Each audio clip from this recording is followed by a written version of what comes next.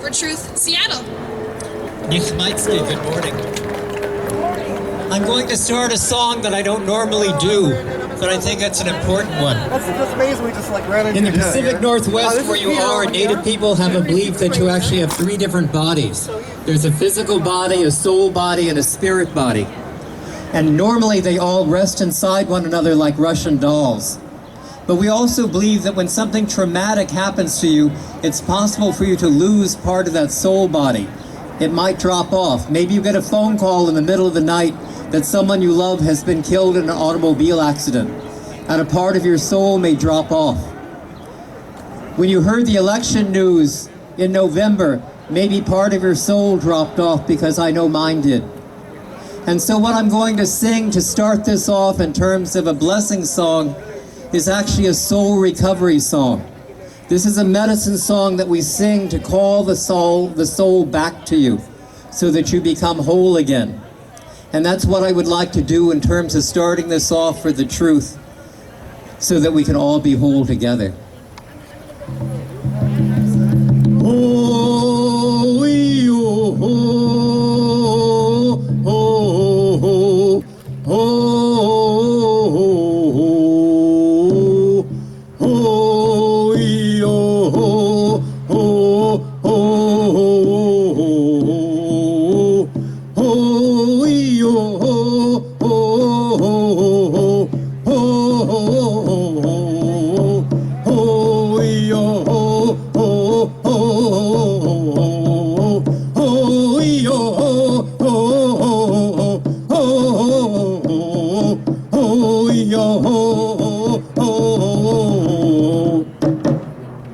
Masi, thank you.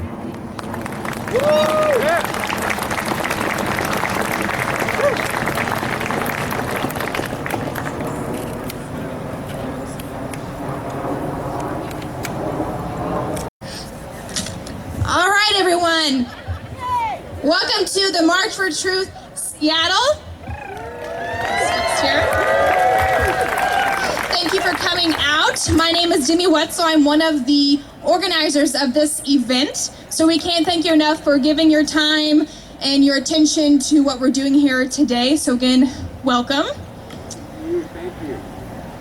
Thank you. So give it up again for Ty Nolan. That was a very beautiful way to acknowledge that the land we stand on here today is Indigenous, and we can never forget that. So I'd like everyone to take a moment, whether you want to grab the person next to you's hand, or if you want to just very quietly look down at the land we're standing on and give a little moment of appreciation, whether it's out loud or in your mind. Just take a moment and remember that we are on Indigenous land, and we must always respect that.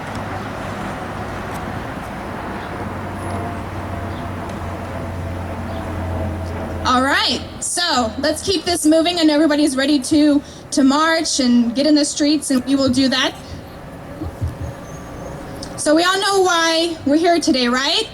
Yeah. Why are we here? To march for truth. Yes, of course. We're going to send a message to the Trump administration that we will not grow weary, we are not tired, and we will keep marching for the truth. We will expose it even when it's uncomfortable, even when it hurts, because that is what we deserve to know. We will protect. So today you're going to hear from a few local leaders who were very excited and honored to have with us. They're going to be speaking some truth to power as it relates to our city and as it relates to the Trump administration. I think we all know that Seattle always does things a little bit differently, so that's what we're going to do here today. Because the dysfunction and the corruption of the city, the state, and this country is all intertwined. Of course, we're here to march for truth, but even this march is interlinked with every march that's happened before. All of our issues, ladder up to each other, and we did not just get to where we're at overnight. So, a couple of reminders for today. We will respect every voice that comes on this stage. Every single voice will be respected, and there may be times that you don't quite agree, or perhaps you disagree, and that's totally fine. That's perfectly fine, but we will respect everyone here. we ask you to please do not boo anyone off the stage. If you feel it within you to boo, then maybe take a break and join us during the march. Again, respect is what we're here for today. So no booing. We will not be dragging anybody off the stage. We have a great lineup, and we're excited for you to hear the wisdom and hear the stories of the people who have joined us here today. So thank you very much. No booing. So everybody can speak? Everybody can speak? Not at the moment. No, not today. Everybody can speak? Don't let Alex Let me speak. just keep going. Let's go. No, my question. We'll see. Everybody can speak. If you talk to one of our volunteers, we can see if we have time.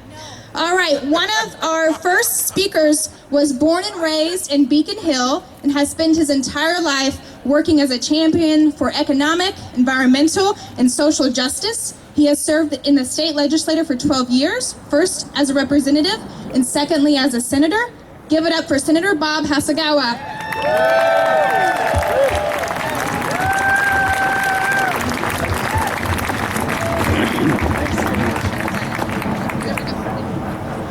Well, thanks. I apologize, we're getting started just a little bit late, but what I would like to do is offer some hope, first off, because, you know, when we're talking about truth to power, we have to understand that we have the power.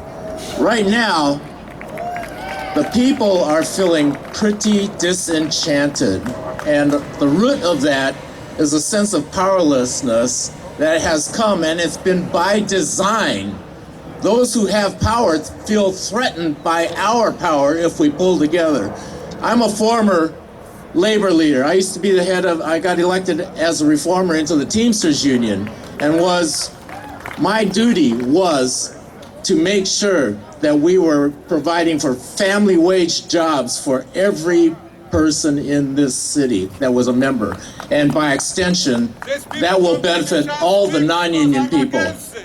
So when we're talking about Trump-proofing Seattle, we're talking about doing those kinds of things that help us feel like we're pushing back.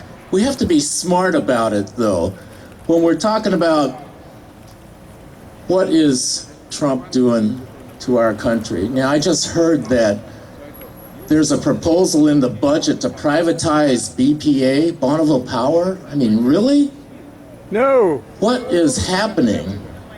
So what I want, my job up here, as I see it, is to provide us hope. Because what I see when I was with the Teamsters Union, when we're talking about organizing, we had a basic principle.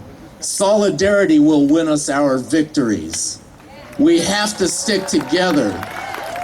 So that means if we have differing opinions, we can't get bogged down by the minutia of what's going on. You know, we have to keep in mind the bigger picture. Our future is at stake. I want everybody just to take a moment to think about what is your vision of what a just and equitable society is? What is your vision of a just and equitable society? And how are we going to get there? So we think about politics in accounting terms. You know, 1 + 1 = 2. In politics, there's two types of power, though. There's people and there's money. Money has the upper hand right now, but they work from an accounting principle. 1 + 1 = 2. We've got people power. 1 + 1 can equal 3, 4, 5. When we start pulling together, we grow exponentially, well beyond the sum of our individual parts. The only way we can defeat the direction and turn this country around so our children have a future is if we pull together. So that means I'm going to ask you to turn to your neighbor and say, I'm sorry if I've offended you in any way, but I need you now. We need you now. Our children need you now. So let's bury the hatchet. I apologize if I've offended you.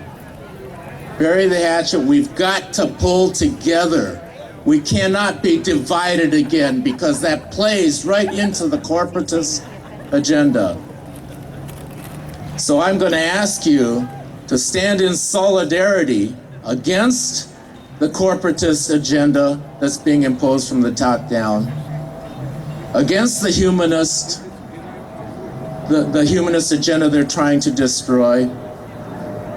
They're trying to corporatize our society. We're not going to stand for it.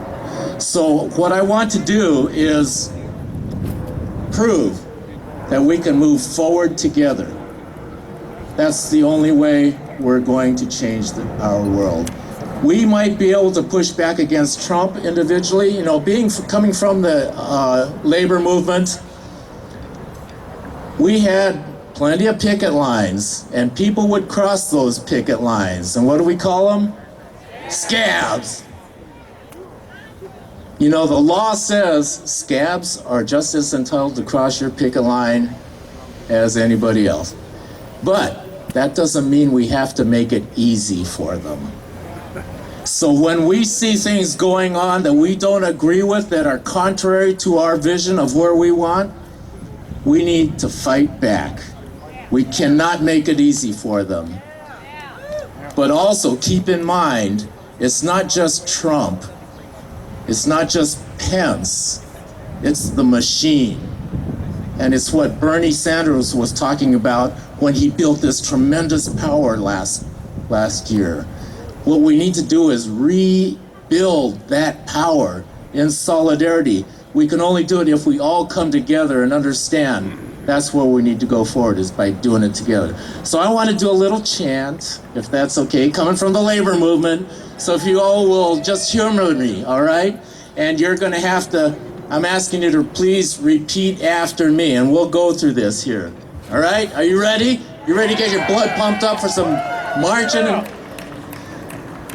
Power! Power! Power! Power! Power to the people! Power to the people! The people's power! The people's power! Getting stronger by the hour! Getting stronger by the hour! And there ain't enough Trumps! There ain't enough Trumps! In the whole wide world! In the whole wide world! To stop the people's power! Stop the people's power! Corporations got money. Corporations got money. And the 1% too. And the 1% too. Old trickle-down system. Old trickle-down system. Got me feeling used. Got me feeling used. But we'll rise up. But we'll rise up. Take democracy back. Take democracy back. We'll build our power. Get our future back. Get our future back. So power! Power! Power! Power! Power to the people! Power to the people! Thank you.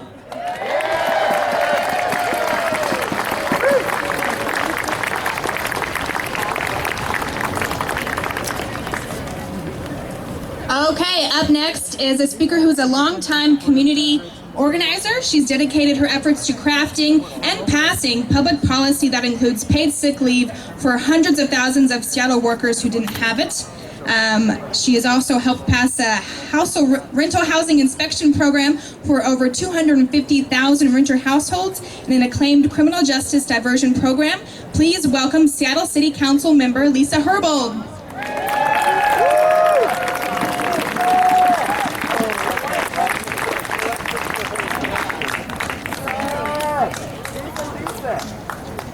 Greetings. How's everybody doing today? All right, glad to hear it. You look beautiful. So yes, I am a Seattle City Council member. I represent West Seattle and South Park. Anybody from West Seattle or South Park in the house? All right. Cities are our front lines in the federal challenge that we're dealing with right now under the Trump administration. They're our front lines because we have to not just defend the rights of people in our cities, but we have to take the offensive. And what that means is when the Trump administration tries to take away the rights of LGBTQ people, we're going to fight for more rights. When they try to take the rights away of workers, we're going to fight for more rights. When they try to take the rights away of women to contraception and abortion, we're going to fight for more rights. We may pass laws that hurt low-income people and people of color. We're going to pass better laws that help low-income people and people of color. Today's march is to raise our voices and let our leaders know that Americans want answers. A mid-May poll revealed that 78% of Americans want an independent Russia probe, Trump-Russia probe. Firing FBI Director Comey during an investigation of Russian influence in the president's campaign and in the White House is a frightening violation of the understanding that we all have of the principles underlying the relationship between the White House and federal law enforcement. There is a fixed term on the position of FBI director for a reason. It's to impose constraints on the right of the president to fire for political reasons or when he's under an investigation. We are rising together today to call for a fair and impartial investigation for the pursuit of truth and for the restoration of faith in our electoral system in the office of the presidency. An investigation and legal process will take time, but we will remain vigilant. We're not going away, and we will not stand for partisan delays or obstructions. The legitimacy of our democracy is much more important than the interests of any party. Today there are over 130 demonstrations like this all over the country. Peaceful demonstrations like ours have come together to demand 4 simple things. 1, an independent commission must be established and congressional investigations should be properly resourced and pursued, free of partisan interests. 2, as much information should be made available to the public as possible and as soon as possible. 3, Congress should require Donald Trump to release his tax returns, to clarify his business interests and obligations to any foreign entity. And 4, if crimes were committed or collusion is discovered, there must be prosecution. You're here to march today, and we have some other speakers coming up. You're not here to hear me talk, so let's get some of the other speakers up here so we can start marching. Thanks so much for everything you're doing.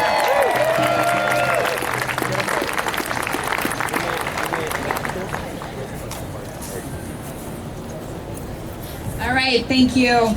Okay, next up is someone who's been at the forefront of fighting against economic and educational oppression, demanding justice against police terror, and using education as a tool of raising consciousness. He's a part-time lecturer at the University of Washington School of Law, teaching race and law and Latinx critical race theory. He's also a co-founder of the University of Washington School of Law Freedom Institute. Please welcome Edwin Lindo.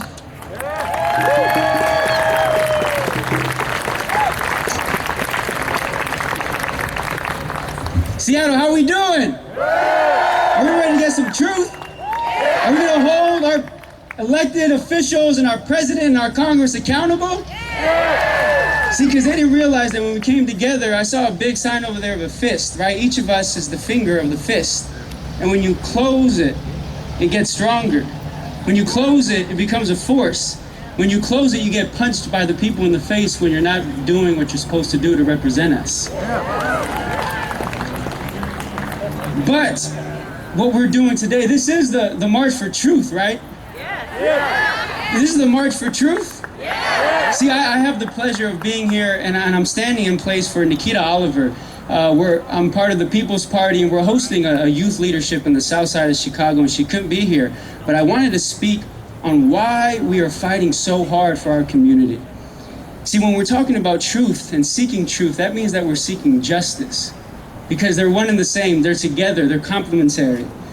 But what I know is true is that in 2017 has been the deadliest time of this country when it comes to police murders of people in our community. What I know about truth is that we continue to underfund our schools but continue to build prisons and youth detention centers. What I know about truth is that our Muslim families, brothers and sisters, are being attacked every day throughout this country, including in Seattle. What I also know is true is that ICE is coming into our neighborhoods and stealing and ripping our families apart. That is the truth we currently have.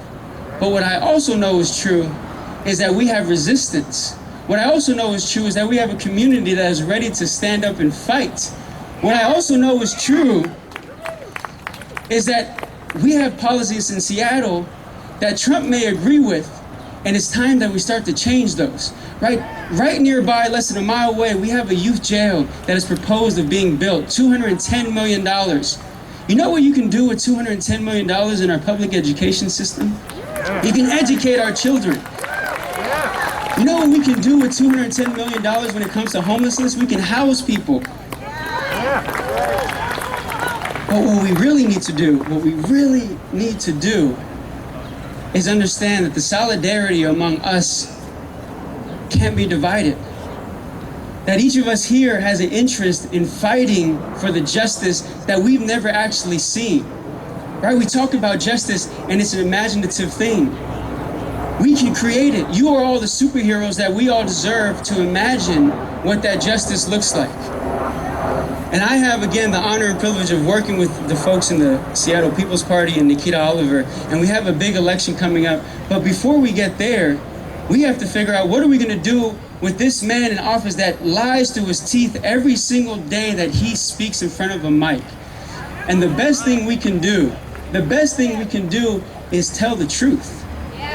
We win with the truth because when we tell the truth, we are telling justice. And so I ask you all to raise your fist, like that big sign over there. It's a beautiful image. And our freedom fighters back in the 1960s had a saying, when I say power to the people, you respond with all power to the people.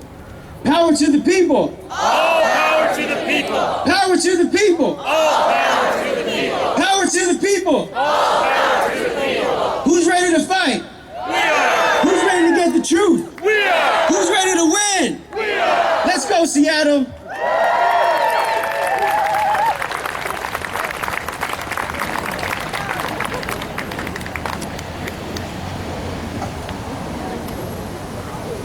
Okay, up next we have a wonderful local musician who's going to share a song with us. Please welcome to the stage, Tay Phoenix.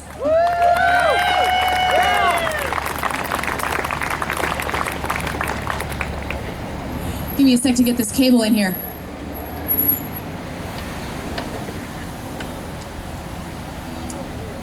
This song's evergreen. Please feel free to sing along if you know it.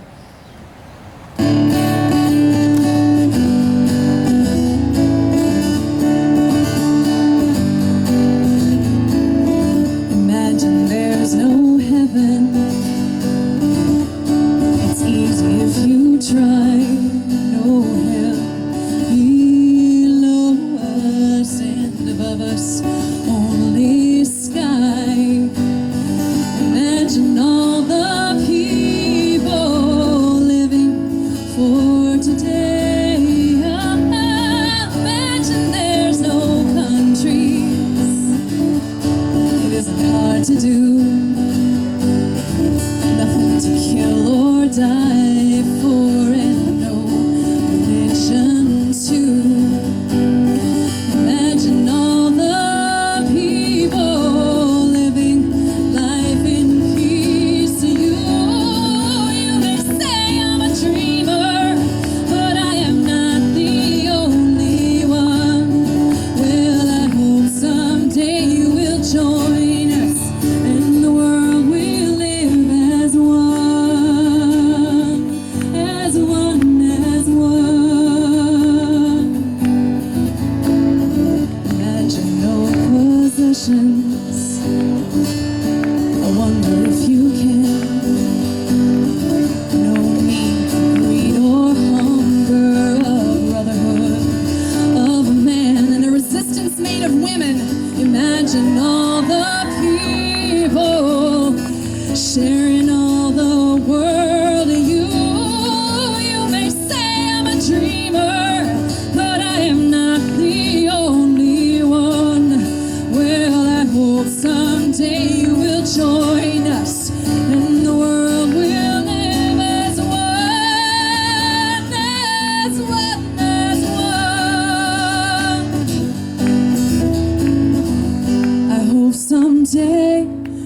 join us,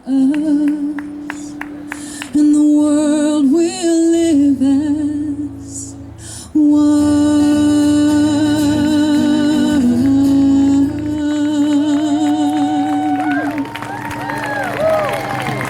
Thank you. Thank you.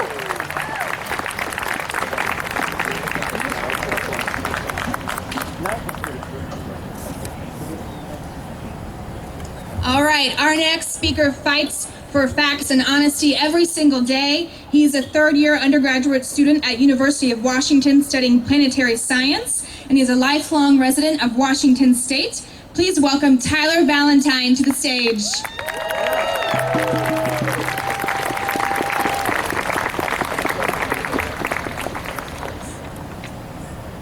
All right. So let's get right down to it. We're here because we are sick of the actions of our president. We are sick of the lies that are coming out of this administration. We are sick of our president making a mockery of the United States. We are sick of the disgusting, ignorant, racist, sexist, Islamophobic, and xenophobic rhetoric that our administration is producing that has caused yet another rise of white nationalism and white extremist terrorism around the nation, most recently close to home in Portland. Most certainly, we are disgusted that Russia had the audacity to interfere in our election process and play a major role in causing all of this to happen. Trump is a problem and has contributed to the surge in white nationalist and white supremacist activities across the nations. His actions speak for themselves and his intentions are obvious. Unlike Nixon, Reagan, and the Bushes, his previous incarnations, he does not even try to hide the fact that he is a racist, misogynistic, capitalistic narcissist that does not care about the interests or well-being of the average American. Nor does he try to hide the fact that he does not respect. In fact, he actively looks down upon anyone that is not an American, which to him means anyone that is not rich, white, Christian, and male. On top of increasing unrest and violence across the nation, the America First policies and the rhetoric of this administration are weakening America's relationships with almost every country across the globe and has made this country the single largest threat to world peace in decades. Now, most Americans would like to blame Russia for interfering in our election, to blame the mass media that allowed Trump's hateful rhetoric to spread in the first place, to blame the Jill Stein or Gary Johnson supporters that took crucial votes from Hillary Clinton, or to blame the 47% of the population that didn't vote for allowing Trump and his supporters to dominate the Electoral College and secure the White House for one of the most detestable human beings this country has ever seen. However, that's not who or what we should blame for the situation that this country has found itself in, because when it comes down to it, Trump is only a problem. Trump is not the problem. The real problem is much more difficult for most Americans to admit. The truth is that our systems are broken and are built upon a flawed foundation.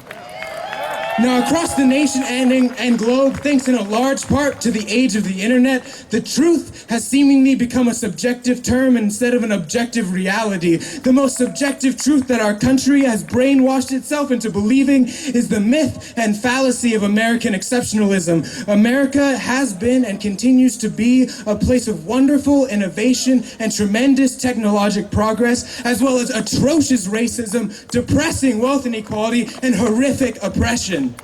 This makes us far from an exceptional nation or people. It has shown us to be a nation that cares more for free enterprise than free people. In reality, our people are free to buy into the existing systems, but not free to question those systems or suggest alternatives. Most Americans don't even think to question the systems that have been put in place because our people are not truly educated. True education inspires creativity, ingenuity, empathy, individuality, and freedom of thought. The current education system fosters none of those, the last least of all. The current system is focused on the mindless regurgitation of information. There is no care to teach our young minds how to seek out information, parse through evidence, and draw intelligent conclusions through research and thoughtful discussion. Altering our education system would allow us to decrease the racism, sexism, and general prejudices that are running rampant through this country. Instead, we've chosen not to educate our people and instead train them not to truly question anything and simply repeat what is told to them first and reject all contradictory evidence, because this is the only way to pass the tests. To make matters worse, we decided to rely on standardized tests to evaluate student performance, which completely neglects the fact that there is nothing standard about the entire human experience. We are a species of entirely unique and beautiful individuals, which is not reflected in the way our education system functions. Not only is little attention paid to the differing learning styles of students, seemingly no attention is paid to how geographic origins or socioeconomic backgrounds may affect student performance in a standardized environment. The environment is not the only thing that does not care for diverse people. The curricula that are developed wholly neglect the histories of almost any civilization that was not from Europe. European descendants in the United States hold their motherland in exceedingly high regard. The only thing held in higher regard is the United States itself. We learn nothing of the glorious cultures, civilization, and empires that sprawled across the Americas prior to the countless genocides that were committed by the colonizers. Nor do we learn about the equally outstanding civilizations that were spread across the beautiful continent of Africa prior to the Maangamizi, the African Holocaust, that continues to this very day. This country refuses to acknowledge the impact that it and its forebears has had on countless people and cultures. This country has refused to pay reparations to those African people that were torn from their homelands and subjugated so that America could grow into a prosperous nation. This nation refuses to acknowledge the genocide of Native Americans that was committed in order for your ancestors to fulfill their so-called manifest destiny. All told, this nation refuses to acknowledge that it was built on the backs of African slaves that were worked on the ground upon which Native American blood was needlessly spilt. How are we supposed to believe that a country that has not held itself accountable for committing crimes against humanity will suddenly hold itself accountable for democratically electing a fascist monster to the highest office in the entire nation, thanks to a hidden oligarchical system and a misled, uneducated, racist, and politically disinterested citizenry? When will America wake up and realize that we are not the pinnacle of democracy? We are instead the prime example of a failed democracy. We cannot expect the United States of America to magically fix hundreds of years of systemic injustices through simple reforms. The truth is the foundation of this country is flawed. This is not a country of the people, by the people, for the people. It is and always has been a country of the rich white men, for the rich white men, by the rich white men.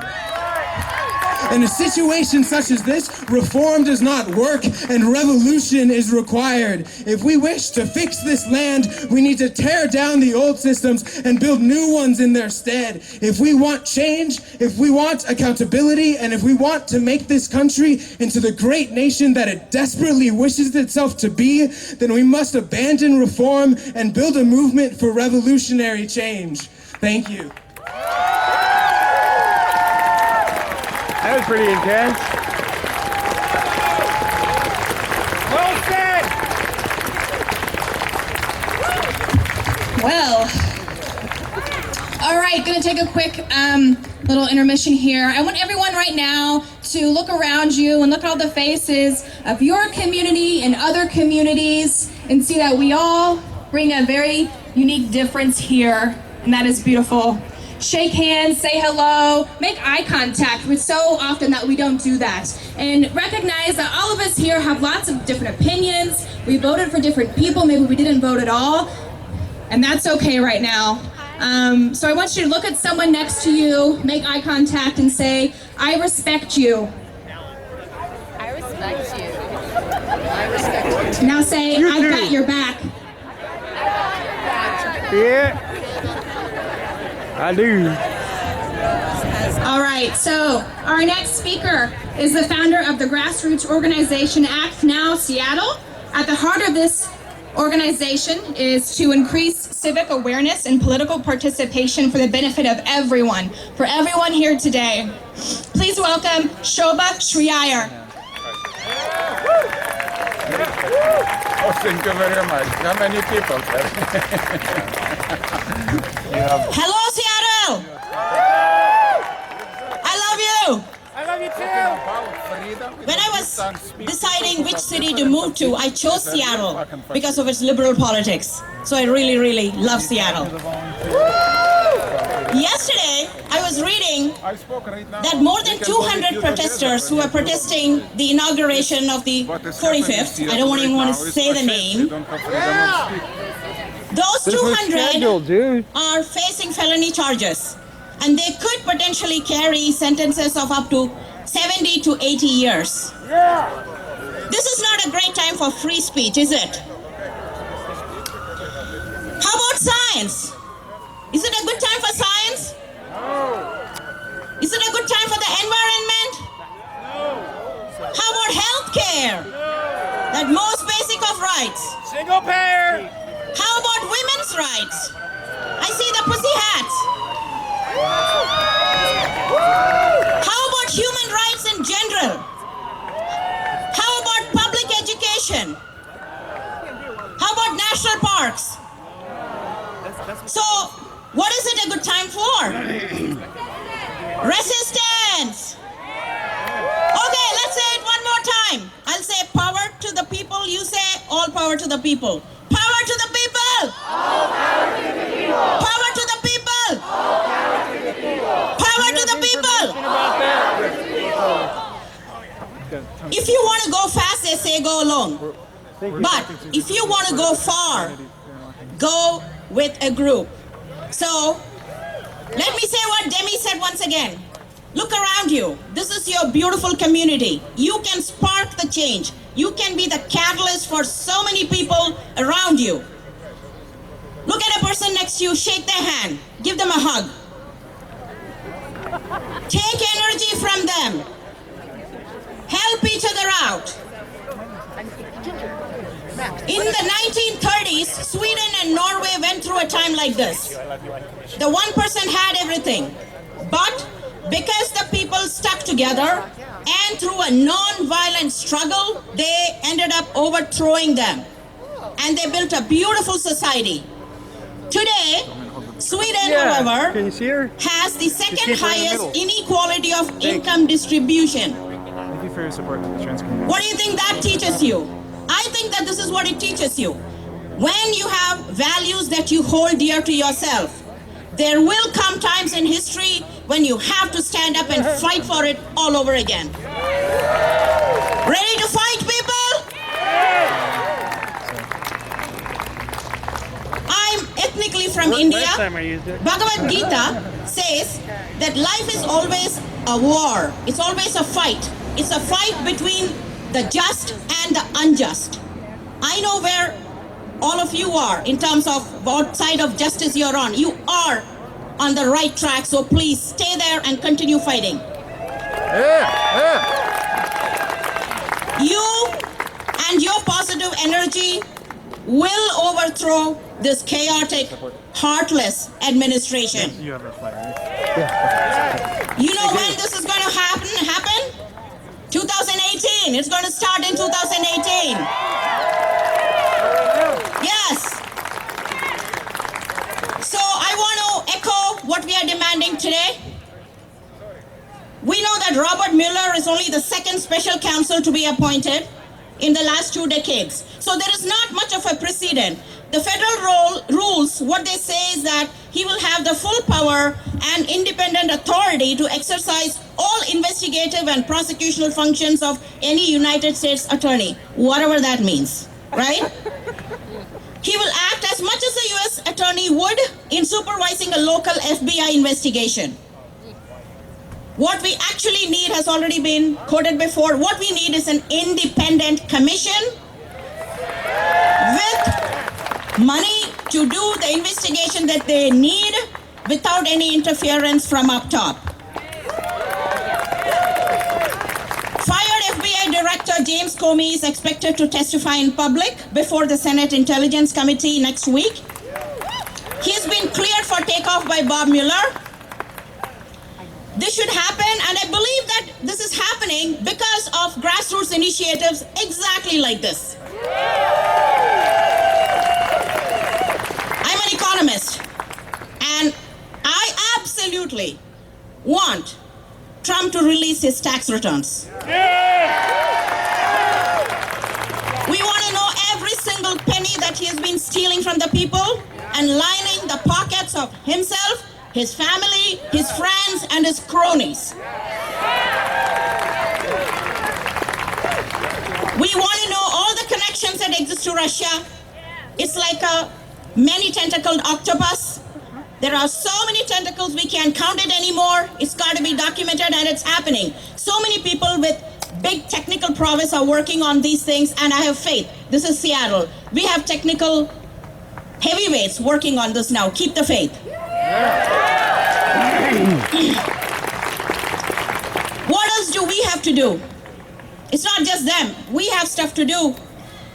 Fear is promoted systematically to justify authoritarianism. So this is a time to be unafraid.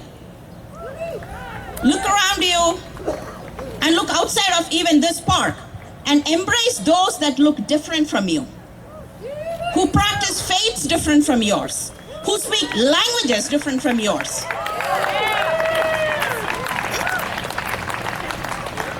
Seattle's mission is to support global citizenship and an inclusive society.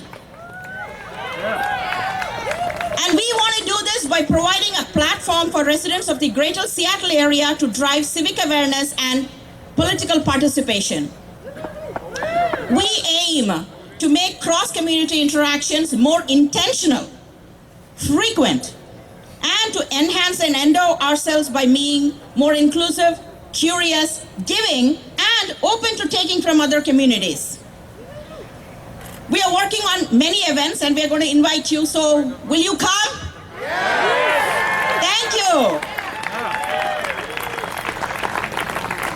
By way of political participation and support, a couple of call banks that we have made, I want to tell you.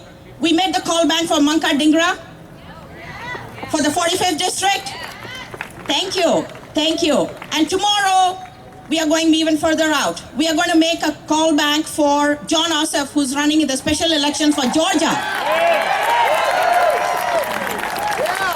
We have 12 to 15 people signed up. If anybody is interested, I'll be here. Please come talk to me. It's in Belltown. And you come just with your phone and your laptop, and you'll be able to help us. We'll provide food for a very low $10 or something like that. Come if you can. The other thing that I would encourage you to do is spend communities that you're unfamiliar with. And here's one prime example, and it's an immediate opportunity. Everybody know that this is the Ramadan month going on? Please go and join our Muslim community, brothers and sisters. The Muslim Association of Puget Sound has an interfaith iftar, which is the breaking of their fast, and they'll have a traditional feast for all of you. Join them. It's on June 7th. It's at the Muslim Association of Puget Sound in Redmond. You Google it, the details are going to come up. Yeah. Please. I want to leave you with a poem. It's a very short one. So this is how it goes. Do not be dismayed by the brokenness of the world. My friends, do not be dismayed by the brokenness of the world. All things break. All things break, and all things can be mended. Yeah. Not with time, they say. Not with time, they say, but with intention. So go. Love intentionally. Love extravagantly. And love unconditionally. The broken world waits in the darkness for the light that is you and you and you and you and you. Thank you.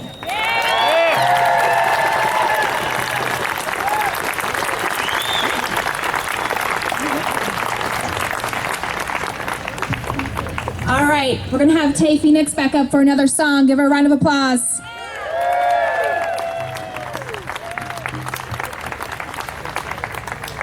Hello. Do you have a list of speakers? Not to distribute, really. Okay, can I find it online? Not to take this vote We can post it personally. That would be cool. Would it be on the Facebook page? Yeah, post it there. Okay. There's another thing if you think about it. Next Saturday, there's a rally against racism in Westlake. It starts. Yeah, are you gonna announce that? I don't know if we're going to announce it today, but we've been sharing it on our Facebook Live. Okay. All right. Cool. I was hoping you could announce it, but I just wanted to let you know. Yeah. That'd be good. Don't you know that this means war? Your choices become violence when they break humanity. So we respectfully reserve the right to take that personally. We're gonna take it personally. You say you have a right to your opinion, and I guess that's true, but it sure sounds like your sacred opinion is that some people are less human than you. Hey, what's the matter? You never called on that before. What's the matter? Don't you know that this means war? Your choices become violence when they break humanity. So we respectfully reserve the right to take that personally. We're gonna take it personally.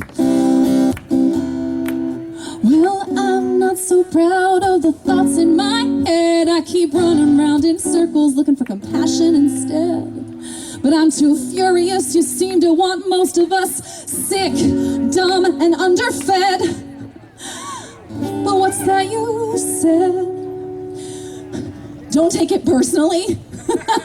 Hey, what's the matter? You never thought of us before. What's the matter? Don't you know that this means war? Your choices become violence when they break humanity. So we respectfully reserve the right to take that personally. We're gonna take it personally. Now this is the part where I need a little audience participation. Here's how this is gonna go. I'm gonna say this is the March for Truth. So I'm gonna say something I believe to be true. And if you believe it to be true and you're taking it personally, when I say, and we're taking it, you say, thank you. Nice, very good. All right, here we go. There's a fellow in Moscow whose name is Vladimir. And Vladimir is trying to destabilize democracies around the world by interfering with our elections. And we, the freedom-loving people of the world, are taking that. Thank you. Vladimir was aided and abetted here in the United States by an orange juice concentrate of American toxicity, who's now in the White House and whose name I will not speak. And here in the United States, we patriotic citizens take treason very. Thank you. Vladimir was further aided and abetted by white supremacist voter suppression that took millions of votes away from black and brown voters, and we, the anti-racist citizens of the world, take that very. Thank you. Last one. Vladimir and his pals are being aided and abetted by a complicit Congress. And in 2018, we are going to take that very what? Thank you. Here we go. Hey, what's the matter? You never heard from us before. What's the matter? Don't you know that this means war? Your choices become violence when they break humanity. So we respectfully reserve the right to take that personally. Oh, oh, oh, oh, oh, oh, oh, oh, oh, oh, oh, oh. You say don't take it personally. Well, that's some really bad advice.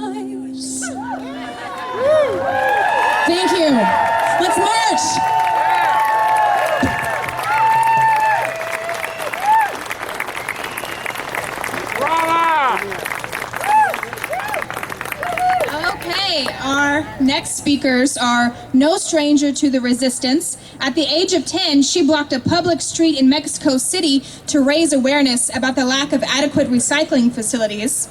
Since then, 10.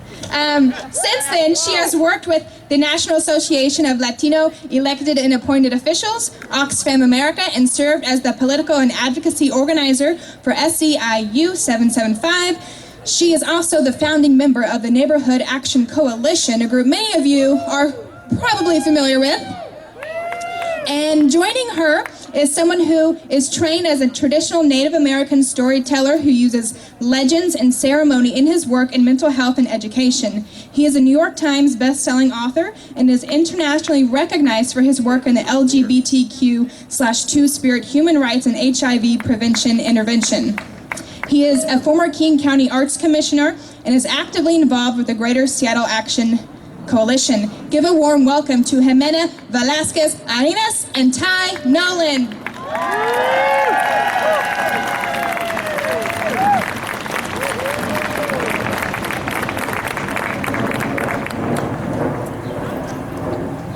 Hello, Seattle.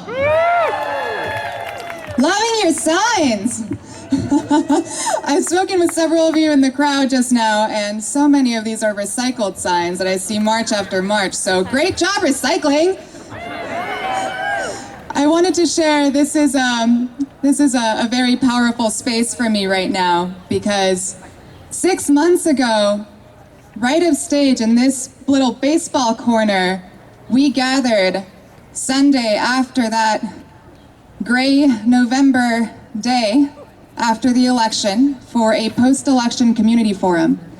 And hundreds of us, just as we are today, gathered on this field and made a commitment to each other that we were going to protect our neighbors, that we were going to protect the most vulnerable, and we were going to do this by organizing neighbor to neighbor in our communities, making sure that we were lifting up the voices of the most marginalized and underrepresented with the conflicts that we know best because we live them in our communities. So I want to give a shout out to all of my fellow Neighborhood Action Council folks. Where are you? Woo! And I also wanted to quickly plug that folks with our NACs are here today collecting decline to sign signatures. If you have a clipboard, please raise it now. We are friendly, we don't bite, unless it's consensual. And we would love for you to sign to make sure that we're standing in solidarity with our LGBTQ community, who's also under attack. So I wanted to talk briefly about the concept of home today, because that's something I think about a lot. I find Seattle to be my new home, and this is a strange concept for me because I'm the daughter of diplomats, Mexican diplomats, and every couple of years, home meant constant moving in my family. Home was being able to speak Spanish and find that warmth of connection in a foreign land. And lately, I think a lot about the courage and the love that my parents had in having children in a country in which they knew would mean the eventual separation of our family, and how much love and bravery that was. So the reason that they did that is because they had hope for this new home to take me in and to allow folks like me a place in which we could succeed and find our bearings. But since November, and before that, the attacks have been like no other. And something that's very alarming is just how few participation we've had. It was 26.3% of eligible voters that determined the election. 26.3% of folks determined our current state of affairs. And I'm not even gonna touch on the Russia thing, because that was also part of the involvement, but 26.3%, that is not democracy. That is not democracy, that is not representation. And in a country where an executive branch is sieging war on journalism and on transparency, on the right for us to know and make our own choices, That is not democracy. A country in which 2.4 million adults are in jail, in prisons, that is not democracy to me.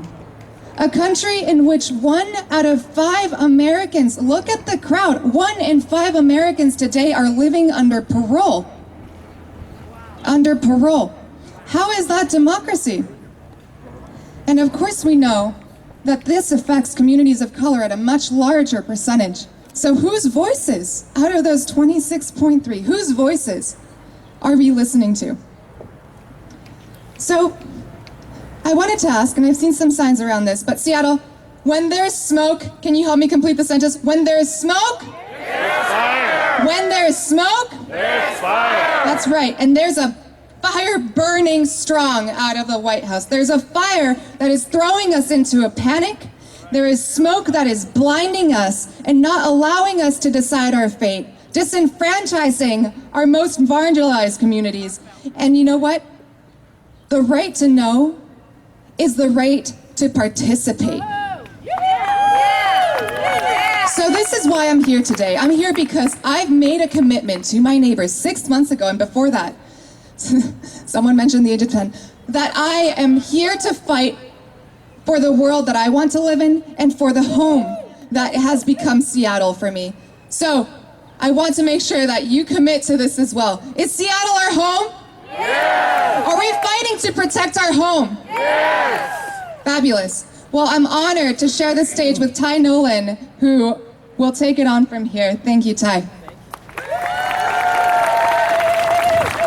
Yes, Mikesky, good morning. Did it ever occur to you why you see so few Native American people standing on stages like this? We've had a lot of experience working with the federal government, and it's never gone well with us. I used to do before a lot of you were born, I used to do a television show on KSTW called Native Vision. And I had the honor of going out to the reservations and interviewing elders, all of whom are now gone. And there was a very respected elder from Tulalip named Harriet Shelton Dover. She used to be a school teacher. And she talked about how here, this native language, we're by the Salish Sea. The native language is called Salish. You're living in a city named after a very important chief. My Twana grandmother would call him Seattle, which non-native people mispronounce as Seattle or Self because there just aren't the right sounds in the English language. And one of the things that she talked about was the idea that when a mother bird is on its nest and she sees a fox coming towards the nest, what she'll do is get up and she'll pretend to have an injured wing. And she'll start moving deliberately in a zigzag kind of fashion to lead the fox away from her nest to protect her children. And when the fox gets far enough away from the nest, then she'll fly off. And I want to teach you that word, that zigzag. And it's klaklutsid. Can you say klaklutsid? Klaklutsid. And that means to move in that zigzag passion, that pattern, that fashion. And you know what? That's the word in the Salish language for politician. The idea of trying to lead you away from the truth, trying to lead you away from what it is that you really want to find. So remember, we've worked hard for many years in terms of understanding the federal government. For a lot of you who weren't really taught Native history, my parents were not born citizens of the United States. American Indians did not become citizens until 1924, and only because activists like you went before the federal government and shamed them because so many of our Native people gave up their lives during World War I to defend a nation that didn't consider them citizens. My parents were part of apartheid, that up until the 1930s, Native children were not allowed to attend public school, that we were forced to go to residential boarding schools, where it's only been in the last generation or so we've come to understand the extent of sexual abuse that went on in those boarding schools, most of which were run by the Catholic Church. So I admire you and thank you, because it's exactly people like you that made such a difference for people like me in terms of claiming our citizenship. Thank you, and get ready to march.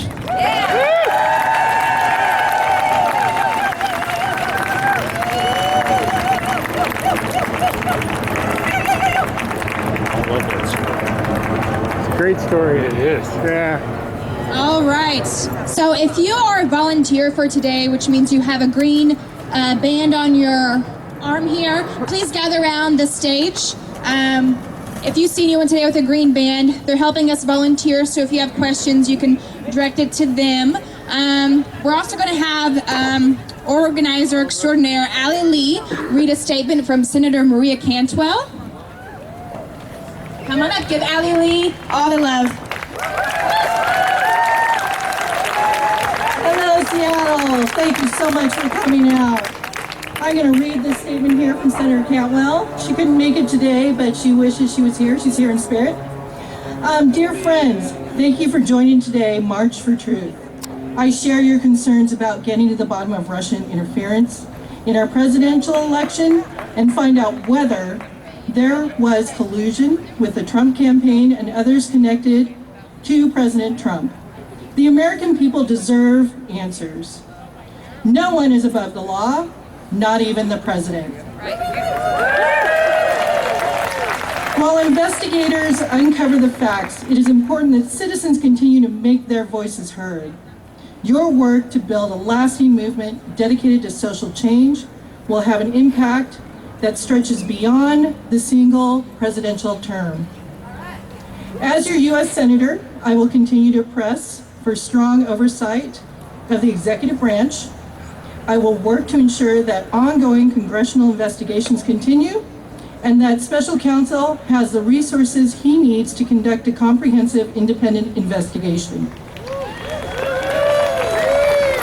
We need a review that reveals the truth of what happened, demands accountability, and reminds the world that the United States respects the rule of the law.